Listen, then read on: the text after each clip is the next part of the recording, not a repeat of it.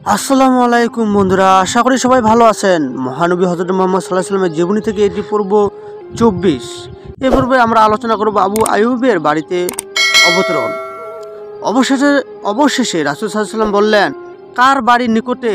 আবু আইয়ুব বললেন, এই তো আমার বাড়ি, এই তো আমার দরজা। তখন রাসূল সাল্লাল্লাহু আলাইহি ওয়াসাল্লাম তার বাড়িতে গেলেন। আবু বকর ও তার সাথে গেলেন।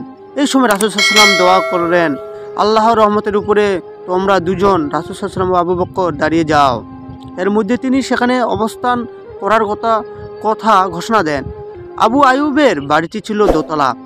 আবু আইয়ুব রাদিয়াল্লাহু আনহু বলেন, তিনি তাকে দোতলায় থাকতে অনুরোধ করেন, কিন্তু রাসূল সাল্লাল্লাহু আলাইহি ওয়াসাল্লাম বললেন, নিচতলাটাই সহজ হবে। ফলে আবু আইয়ুব দোতলায় এক পাশে থেকে রাত্রি যাপন করতে থাকেন। এক রাতে তিনি চিন্তা করলেন, রাসূল সাল্লাল্লাহু আলাইহি ওয়াসাল্লাম নিচে থাকবেন আর আমরা তার মাথার উপরে চলাফেরা করব, এটা কিভাবে সম্ভব? পরে তিনি এসে বললেন, হে আল্লাহর রাসূল, আপনাকে নিচে রেখে আমরা মাথার উপরে থাকতে পারবো না। তখন রাসূল সাল্লাল্লাহু আলাইহি ওয়াসাল্লাম দোতলায় উঠেন। আবু আইয়ুব রাদিয়াল্লাহু আনহু নিচ থেকে তার জন্য খাবার রান্না করে উপরে পরিবেশন করতে থাকেন। খাওয়ার পর পাত্রে কিছু বাকি থাকলে আবু আইয়ুব ও তার স্ত্রী তা বরকতের আশায় খেয়ে নিতেন।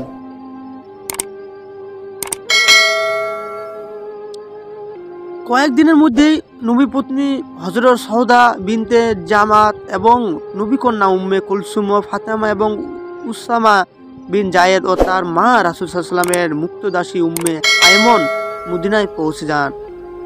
এদের সকলে আব্দুল্লাহ বিন আবু বকর তার পারিবারিক কাফেলার সাথে নিয়ে এসেছিলেন, যাদের মধ্যে হযরত আয়েশাও ছিলেন।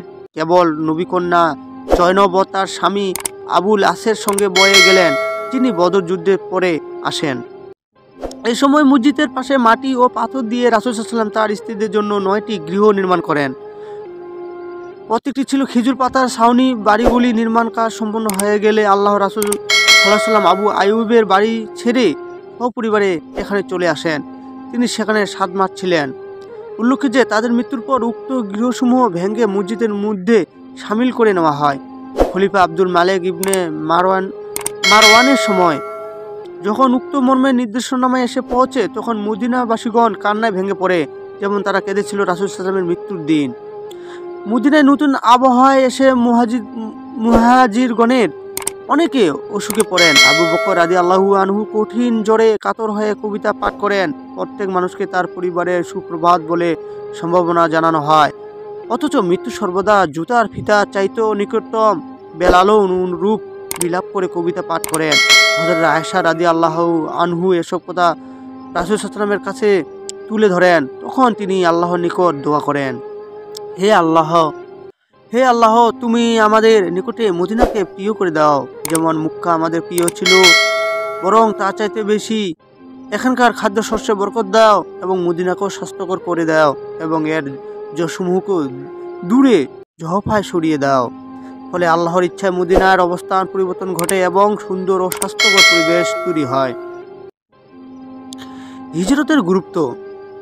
বিশ্বাসগত পরিবেশ সৃষ্টি না হওয়া পর্যন্ত সেখানে কোনো বিধান প্রতিষ্ঠিত হওয়া সম্ভব নয়।